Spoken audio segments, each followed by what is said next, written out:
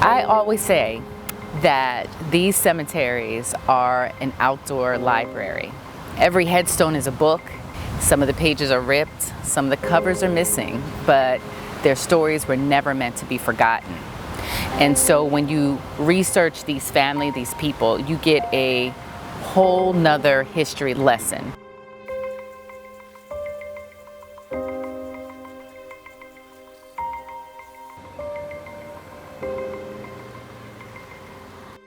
My senior year at college, I was at Georgetown University. I stumbled upon Oak Hill Cemetery and I thought, well, that's kind of interesting. It was related to sort of the rise of what we call Victorian gardens, which were gardens that were crafted to look like they were natural and had just sort of evolved, but in actual fact they were highly engineered, all designed to give people in growing cities a place to go and retreat. It was created as a whites-only cemetery. It was definitely a segregated space. Obviously, it's not segregated any longer, but when I was in school, that was not part of the story. The Mount Zion Cemetery started as the old Methodist burying ground when it was established in 1808 by the Methodist Church. That was both African American and white parishioners. Half of the parishioners were white, the other half black, and of the black parishioners, half were enslaved and half were free.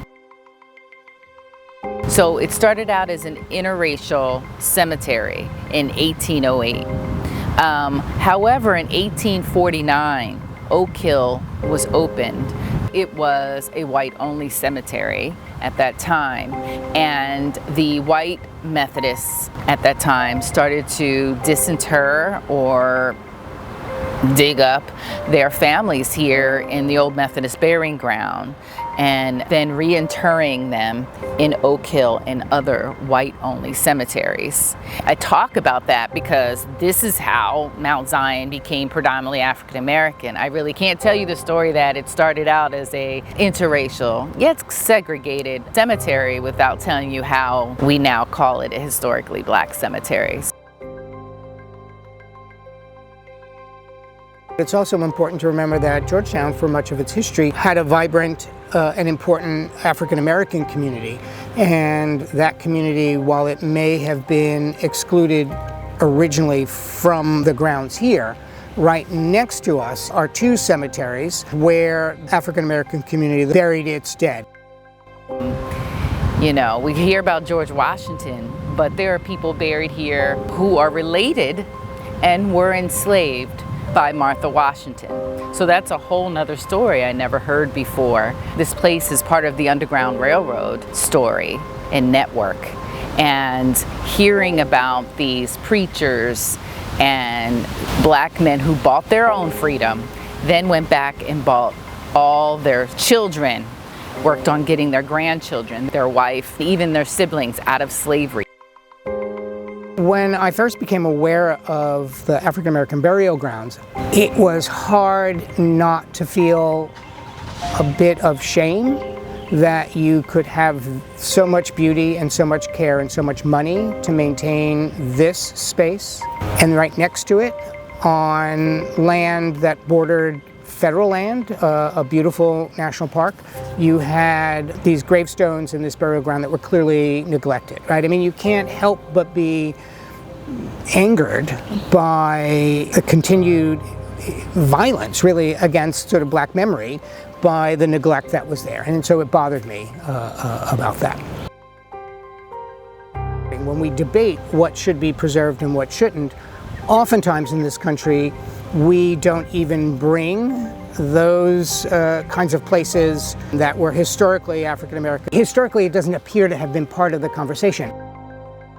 Unfortunately, the city, on the other hand, via infrastructure, for the last 100 years have directed water into the cemetery. We've lost a lot of land erosion. We know actually right where you're sitting or standing there, you would hit somebody just 10 inches. We can't say 6 feet under here at all because people are buried 3 to 5 deep.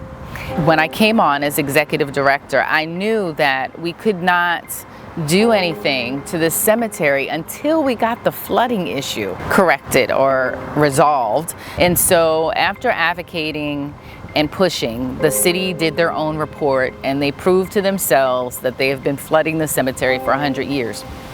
They have since found burials. Unfortunately, they have not notified us, but there was a slip of tongue during a meeting in November 2025 when a coordinator on the team mentioned that the burials had been found on the road. But it is now June and I have no report, and they've not brought me in on it. So I had to do a FOIA request and find out and confirm that burials have indeed been found on this road. The challenges are, yes, we want to fix the problem, but we don't want you to disrespect the ancestors.